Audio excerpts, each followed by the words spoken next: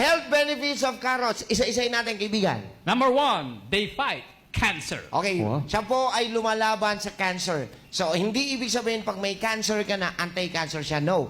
When you say anti-cancer, prevention of it. So, it is very, very good to take carrots di daily, but madalas, para hindi ka tubuan ng cancer o mabuhayan ng cancer cells.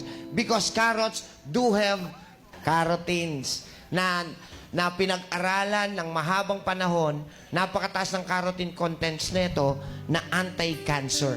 Okay? Beta-carotene. Beta-carotene, yan. Whenever you steam them, boil them, eat them raw, cooked, blended, or fresh carrots are always good for fighting The onset of cancer. Okay? Carrots belong to a group of foods that have promising effect when it comes to cancer prevention, along with other vegetables that are rich in carotenoids, such as Carotenoids. spinach and tomatoes.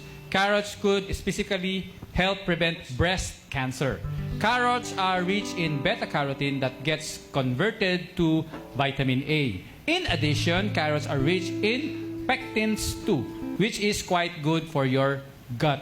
Ayan. Okay, so ibig sabihin po, mga kaibigan, yung carrots po, kung gagamitin ninyo, hilaw man yan o luto, kahit ito niluluto ang carrots, hindi ho nawawala yung kanyang beta-carotene na pag pumasok sa katawan natin, kino-convert para maging vitamin A na proteksyon para sa paglaganap ng cancer cells sa ating katawan.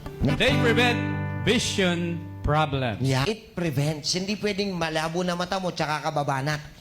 Tsaka kakakain. Uy, malabo na mata ko, kain ako ng carrots, lilinaw ulit. No. During the time na malinaw pa siya, kumain ka nito para hindi ka bigyan ng problema sa paglabo ng mata. Basta This is one of the most well-known benefits of carrots. The high vitamin A content helps prevent problem with your vision.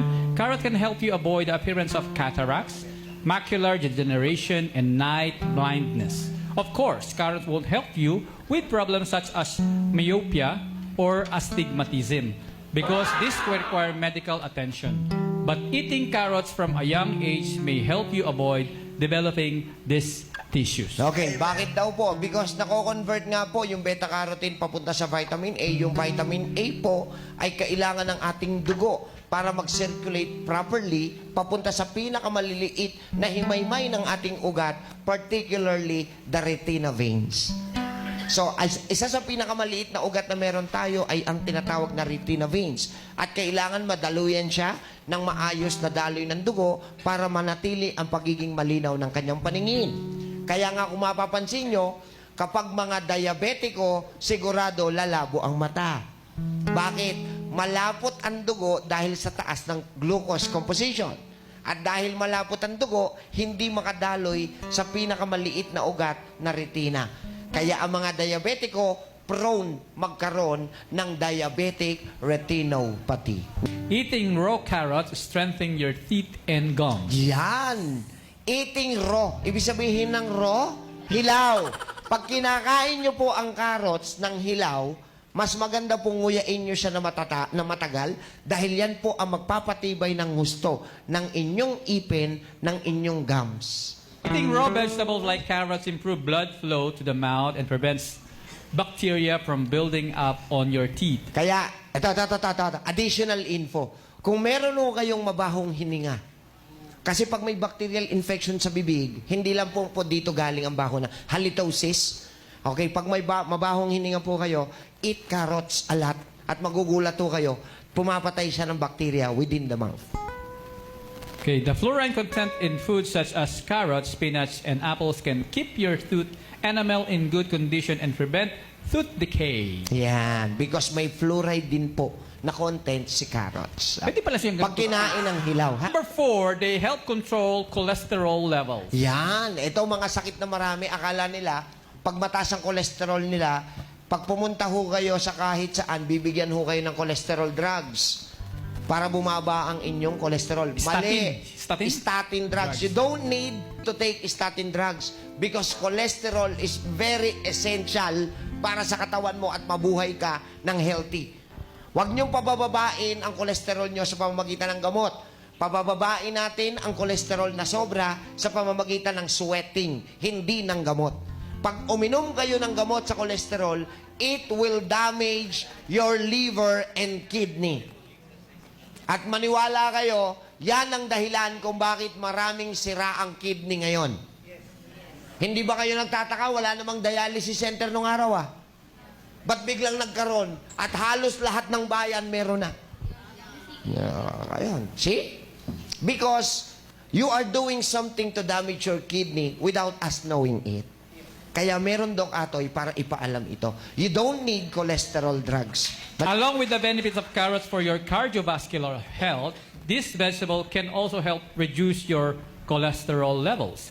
This is thanks to the high content of soluble fiber, especially pectin, which prevent fat from building up on the walls of your artery. Carrots help eliminate the type of fat and reduce blood pressure. Alright. So, binanggit ko na, kung ang cholesterol mo ay ma-eliminate natin sa pamamagitan nito, even the blood pressure will go down. And Number last, 5, they fight constipation and stomach pain. yeah.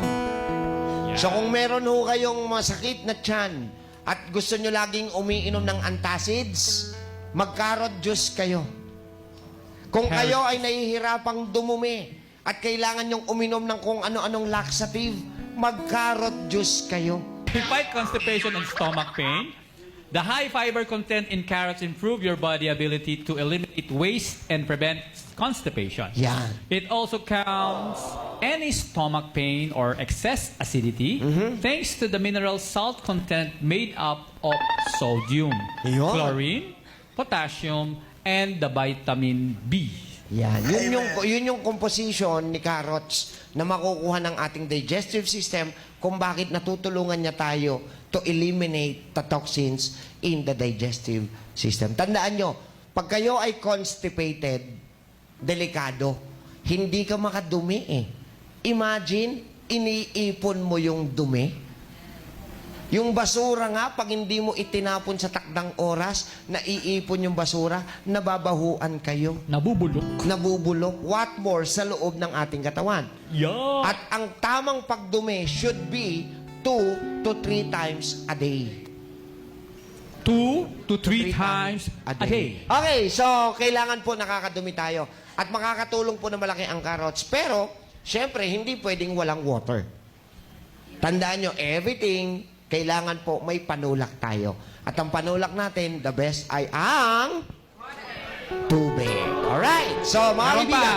pa. Okay. Number 6, they improve kidney function. Ba't may number 6? The high water content in carrots along with the many mineral Yeah. salts helps break down kidney stone. Ah. This is why carrots are always included in the cleansing diet. Ah. For all of the above reasons, adding carrots to your diet will give you a lot of benefits while also being an excellent source of vitamins and mineral salts. Okay, so ito yung suggestion. For those na napakatagal ng may maintenance, kahit saan mo ininom yung maintenance mo, napakahilig mo dati sa pain reliever, here is how you will make your kidney healthy again. Take carrot juice kahit once a day. Carrot juice once a day for 21 to 28 days will definitely improve your kidney more and more every month. Okay ba yan?